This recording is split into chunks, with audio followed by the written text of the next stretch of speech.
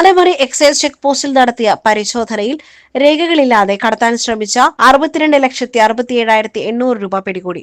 ശനിയാഴ്ച രാവിലെ 7:10 ഗുഡലൂർ പെരിന്തൽമണ്ണ KSRTC ബസ്സിൽ ബാഗിൽ ഒളിപ്പിച്ച നിലയിലാണ് പണം കണ്ടെത്തിയത്.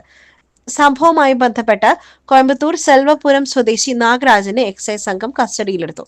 തിരഞ്ഞെടുപ്പിനോടനുബന്ധിച്ച് എക്സൈസ് നടത്തുന്ന പ്രത്യേക പരിശോധനയ്ക്കിടെയാണ് കുഴൽപ്പണ വേട്ട നടന്നത്.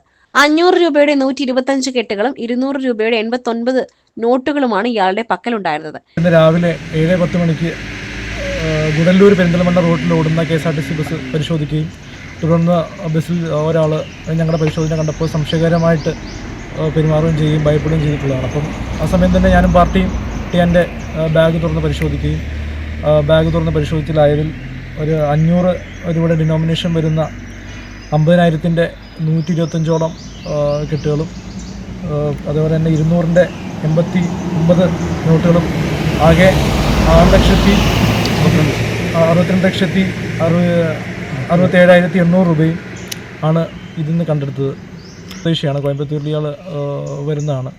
ഇയാൾ ജോലി എന്താണെന്ന് പറയത്തില്ല, സ്വർണ്ണപ്പണിക്കാരനാണെന്ന് നിലവിൽ പറയുന്നത്. നമുക്ക് അതിനെപ്പറ്റി കൂടുതൽ അന്വേഷിക്കേണ്ടതുണ്ട്, കണ്ടെത്തേണ്ടതുണ്ട്. Excise inspector Sudhi K Sathyapalan, preventive officer PP Pramod, civil excise ഓഫീസർമാരായ N Muhammad Sharif, A Vishnujith, PM Sanu എന്നിവരടങ്ങിയ സംഘമാണ് പണം പിടികൂടിയത്.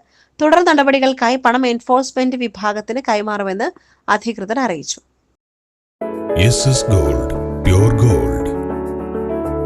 SS Group, Nilambur.